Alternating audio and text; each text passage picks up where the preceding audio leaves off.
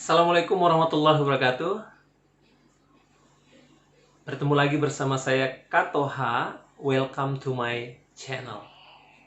Saya ucapkan terima kasih kepada rekan-rekan semua yang mau menonton video saya, yaitu ini adalah part 2 bagian tentang bagaimana tips menjadi pengajar yang terbaik. Untuk itu langsung kita saksikan video berikutnya. Oke, rekan-rekan pengajar semua, sebenarnya dalam suatu pengajaran ini adalah tidak terlepas dari suatu ilmu yang namanya public speaking, ya. Ada orang yang dikatakan gagal dalam suatu pengajaran, berarti dia gagal dalam suatu public speaking, ya. Nah, apa sih 3 kesalahan para pengajar yang dilakukan di dalam kelas ketika dia melakukan sebuah public speaking atau suatu pengajaran? Hal yang pertama adalah yaitu para pengajar tidak menguasai materi yang akan diajarkan pada hari itu. Kemudian hal yang kedua adalah pengajar tidak menguasai audiens. Dan hal yang ketiga adalah pengajar tidak menguasai tempat atau tidak menguasai panggung yang akan dihadapi. Terus bagaimana caranya kita bisa menjadi seorang pengajar yang terbaik?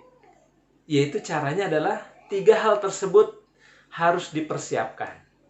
Intinya seperti itu. Hal yang pertama, saya contohkan, pengajar tidak menguasai materi dengan baik. Bagaimana caranya kita bisa menguasai? Nah, itulah yang harus kita persiapkan. Jadi dalam mengajar, rekan-rekan semua, kita harus mempersiapkan diri, ya. Kita mempelajari lagi materinya. Kita lihat bagaimana desain pembelajarannya. Kemudian berapa waktu yang dibutuhkan. Kemudian bagaimana evaluasi kita terhadap siswa, ya, untuk mengetahui apa yang kita ajarkan itu bisa diterima dengan baik. Tentunya teman-teman juga harus, selain menguasai materi, harus bisa mengetahui kira-kira apa nih yang akan didapat oleh siswa. Pentingnya apa materi yang akan kita sampaikan, ya. Sebagai contoh, saya sebagai pengajar fisika, saya ingin menyampaikan bab tentang magnet, tentang medan magnet, tentang gaya magnet. Tentunya sebelum kita mengajarkan, kita harus tahu dulu, kita beritahukan kepada siswa, ketika kalian mempelajari magnet, ini banyak sekali manfaatnya. Seperti kita mengetahui sekarang, adik-adik semua, ternyata kereta itu sudah menggunakan energi magnet, ya, dalam lintasannya. Jadi sudah tidak menggunakan roda. Kenapa? Karena kalau menggunakan roda masih banyak gesekan-gesekan sehingga di situ membutuhkan energi yang lebih besar. Tapi kalau magnet, menggunakan energi magnet itu akan kereta bisa bergerak lebih cepat. Nah, dari situlah anak-anak menjadi tertarik. Oh, ternyata materi yang akan diajarkan tentang magnet ini begitu istimewa, ya. Wah, padahal kita ingin memberikan sebuah materi tentang magnet. Kita kasih tahu ke anak-anak bahwa bumi kita ini adalah magnet raksasa. Loh, kok bisa, Kak? Disitulah kita jelaskan, ternyata dari ujung kutub utara sampai ujung kutub selatan itu terbentang magnet bumi, ya. Nah, disitulah mereka akhirnya tertarik. Wow, mantap sekali nih, gitu ya, keren sekali. Nah, kalau di bidang-bidang yang lain banyak sekali saya rasa bisa rekan-rekan explore, ya, bagaimana materi yang akan rekan-rekan sampaikan ini, apa yang akan mereka dapatkan nanti untuk kehidupan mereka, aplikasi di kehidupan sehari-hari, kemudian di dunia kerja, dan lain-lain. Saya rasa itu akan menjadi suatu pembelajaran yang menarik, ya, buat anak didik kita. Sehingga mereka yang awalnya malas, Ketika teman-teman sudah mempersiapkan materi dengan baik, konsepnya, kemudian apa yang akan mereka dapatkan, maka mereka akan langsung, wow, saya sangat senang nih, saya menunggu pelajaran ini. Itu yang pertama. Kemudian yang kedua, rekan-rekan semua adalah tidak menguasai audiens. Maksudnya seperti apa?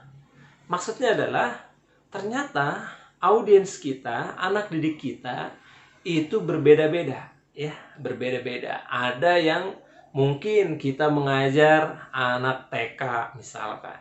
Mungkin kita mengajar anak SD, kita mengajar anak SMP, kita mengajar anak SMA, kita mengajar mahasiswa. Tentunya kita memiliki cara yang berbeda dalam mengajar, atau dalam ilmu public speaking kita adalah bisa menempatkan pada posisinya, ya.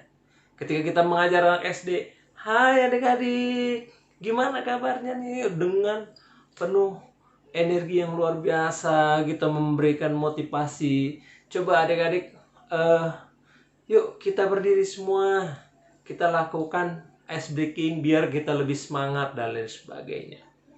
Kemudian kita mengajar di tingkat SMA, kemudian kita melakukan ice breaking dan juga kita memberikan cerita-cerita tentang hal-hal terkini, ya, terupdate. Wah, mereka yang tadinya males, waduh, adik-adik, untuk menghadapi COVID misalnya, kita cerita tentang COVID, ya, atau cerita tentang berita terkini, ya, tentang yang lagi viral, misalkan tentang klepon versus kurma misalkan gitu.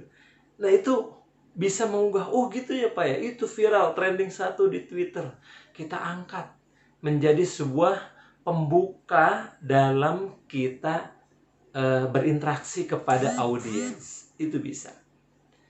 Kemudian kita juga harus tahu bahwa audiens kita memiliki karakter atau gaya belajar yang berbeda-beda. Ada yang mungkin gaya belajarnya adalah auditory. Auditory itu artinya dia menggunakan kemampuan pendengaran.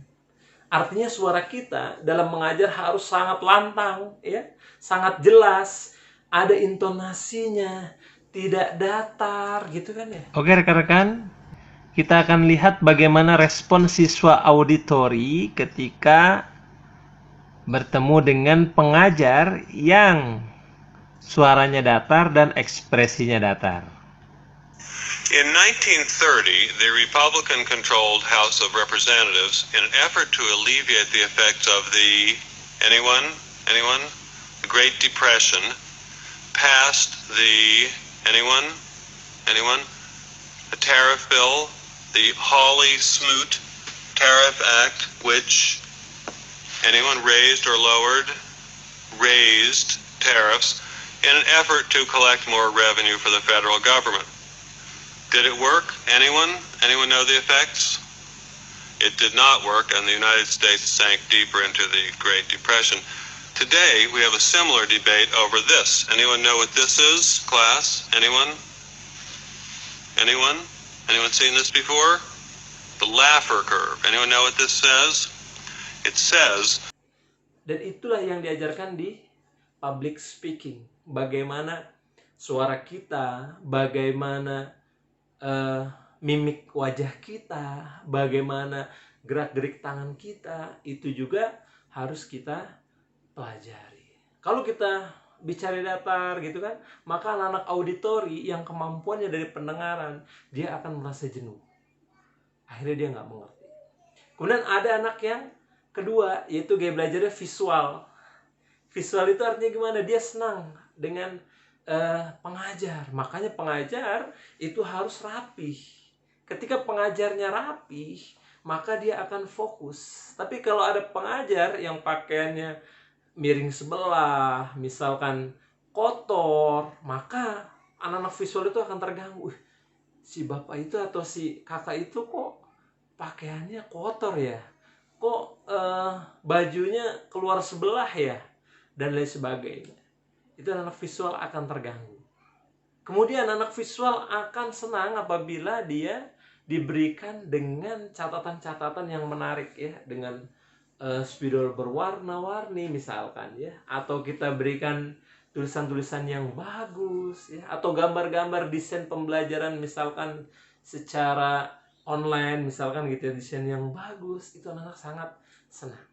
Dan yang ketiga adalah anak-anak yang kinestetik. Nah, kita juga harus memahaminya. Ada siswa yang memang nggak bisa diem, lari ke sana, lari ke sini. Kemudian dia sambil berpikir, dia sambil menggerak-gerakan, muter-muterin pulpen gitu kan ya.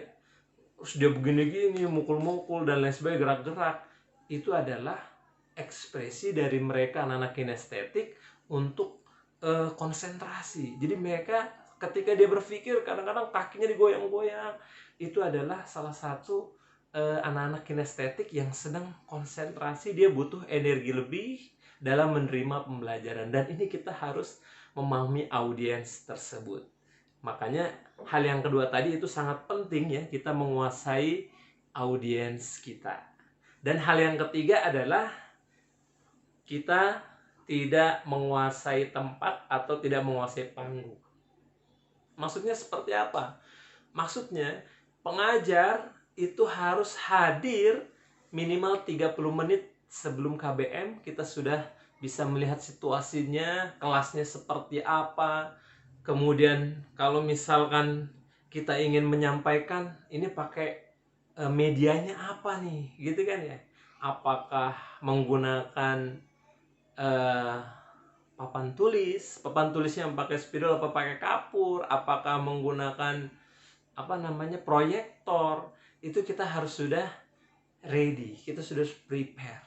Makanya seorang pengajar yang baik adalah dia bisa hadir in time. Artinya dia hadir minimal 30 menit sebelum KBM akan dilaksanakan. Dia mempersiapkan segalanya ya, menenangkan diri dia tahu posisi-posisi kursi di mana, anak-anak di mana dan lain sebagainya. Makanya 3 hal inilah yang bisa rekan-rekan praktekkan. Jangan sampai 3 hal tadi ya, tidak menguasai materi, tidak menguasai audiens, tidak menguasai tempat atau panggung, maka pengajaran kita ini akan tidak ada artinya di mata anak didik kita, tidak akan mengena ya. Oleh karena itu, inilah sharing dari saya, mudah-mudahan bisa bermanfaat buat rekan-rekan semua. Tentunya rekan-rekan semua saya yakin pasti bisa menjadi pengajar yang terbaik. Para pengajar, tetap semangat dalam mencerdaskan anak bangsa. Mudah-mudahan video ini bermanfaat. Jangan lupa dukung terus channel saya dengan subscribe, like, share, and comment ya. Dan tentunya saya juga doakan buat rekan-rekan pengajar semua selalu sukses dan bisa memberikan yang terbaik buat anak didiknya masing-masing. Terus berkarya.